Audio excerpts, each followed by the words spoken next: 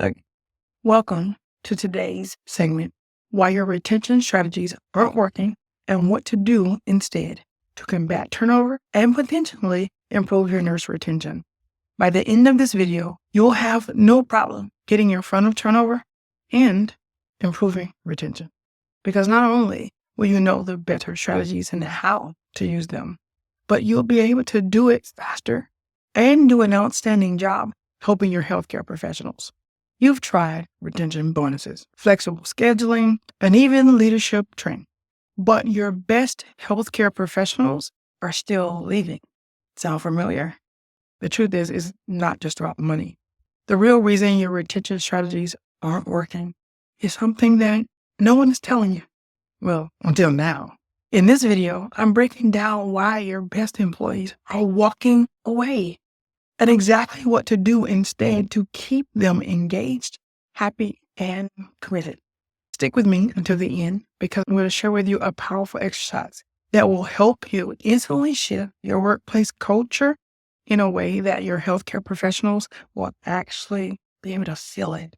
See, one of the big problems why your retention strategies are failing, you're doing what seems like the right thing. You're increasing pay, you're giving bonuses, you're improving benefit packages, you're even offering leadership trainings. But despite your best efforts, your best people are still leaving.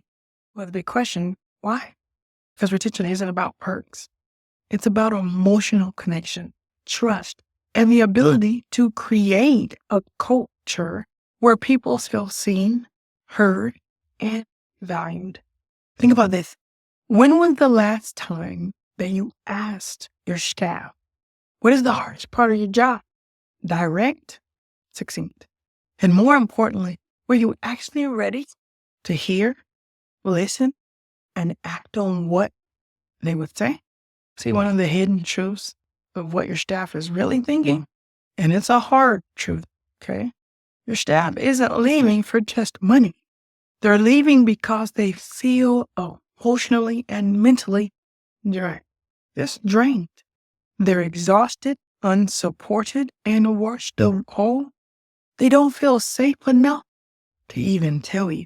Most administrators and HR teams, they rely on exit interviews to figure out why people are leaving. But by then, it's too late. So what's the real solution? You need to understand their struggles or they start checking job listings. Before that, quiet quitting began. And that starts with two things, emotional intelligence and psychological safety. So a solution would look like this. How to keep your best employees before they even think of leaving. Let me break it down for you. If you want to keep your best healthcare professional, you need to shift from reactive retention to proactive alignment. And here's exactly how you could do that. Step 1, ask the right question. When you ask your staff, make sure you're ready to hear them. And when you hear them, truly listen and be ready to act on what your staff shares. My grandma would say, look, don't say anything if you're not ready to do what you say you're going to do. Mean what you say and say what you mean. Same thing, what we're talking about in the professional world. Instead of waiting for employees to resign, start asking them this right now. What is the hardest part of your job? And here's the catch.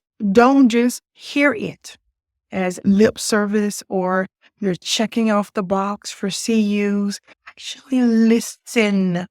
And again, I repeat, be ready to act. The moment employees see real changes based on their feedback, trust starts rebuilding. These next two steps that we are about to share, we provide for our clients. So we begin our work together, starting from a point with hard data. When you begin that way, it allows you to solidify better answers and better lasting results. So step 2, implement a safe and anonymous pre and post assessment. Healthcare professionals won't always feel comfortable speaking to someone that works where they work. So we give them a safe and anonymous place and space to express their concerns and solutions. Create pre and post assessment that allow you to track improvements and show them that you care. That's what this does. Step 3, introduce a clearing and release ceremony. Retention isn't just about professional support. It's about emotional well-being overall. One of the most powerful tools that we teach in our unique way is a proprietary clearing and release ceremony that we do for our clients. It's a simple guided moment where staff acknowledge stress and release it and refocus. This has transformed toxic work cultures into environments of trust. Well, I'll share you a short way that you can implement this quickly amongst your team. So stay with me to the end. Now, step 4, train for emotional intelligence and mental toughness.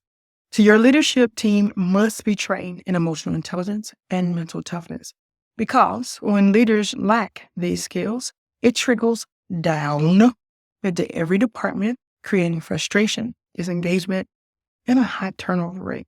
Listen, your healthcare professionals need this from you now. Here's a truth for you. Retention isn't about keeping employees longer. I know. It's about creating an environment where they never want to leave. Your staff needs to know that their well-being matters, that their struggles won't be ignored, and that when they speak up, right, that action will follow, and that you'll do it together. So I challenge you today, go ask your staff what's truly the most difficult for them, and then listen and act, because that is how you stop turnover before it starts. And as promised, here's a simple clearing and release part that you can quickly do. Ours is more in depth when we do it with our clients, but this will work to help you quickly get something moving forward, right? So this is how you implement it for your next team meeting. Have everyone close their eyes for 60 seconds. Ask them to think of one thing that caused them stress today. Have them breathe in, from the diaphragm, like put their hand on their belly button. Breathe in for 5, for a 5 count. Have them hold for 5 count in their head. And then have your healthcare professional exhale, counting silently backwards from 5.